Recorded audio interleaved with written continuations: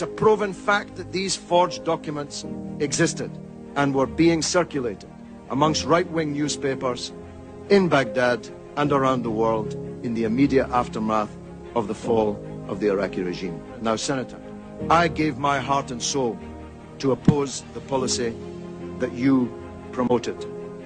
I gave my political life's blood to try to stop the mass killing of Iraqis by the sanctions on Iraq, which killed 1 million Iraqis, most of them children. Most of them died before they even knew that they were Iraqis, but they died for no other reason other than that they were Iraqis, with the misfortune to be born at that time. I gave my heart and soul to stop you committing the disaster that you did commit in invading Iraq.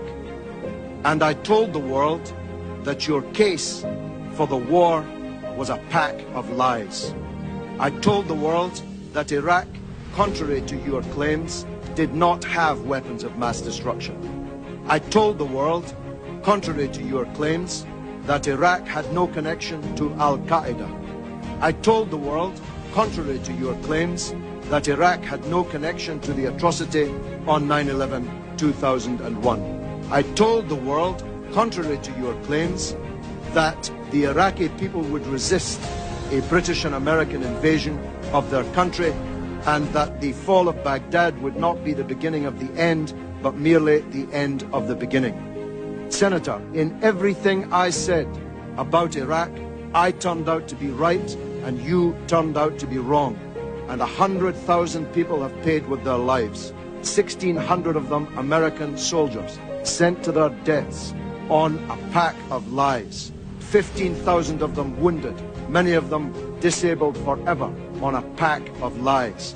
If the world had listened to Kofi Annan, whose dismissal you demanded, if the world had listened to President Chirac, who you want to paint as some kind of corrupt traitor, if the world had listened to me and the anti-war movement in Britain, we would not be in the disaster that we're in today. Senator, this is the mother of all smokescreens. You are trying to divert attention from the crimes that you supported, from the theft of billions of dollars of Iraq's wealth. Have a look at the real oil for food scandal.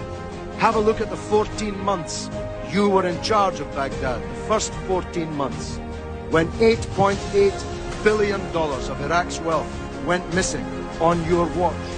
Have a look at Halliburton and the other American corporations that stole not only Iraq's money, but the money of the American taxpayer.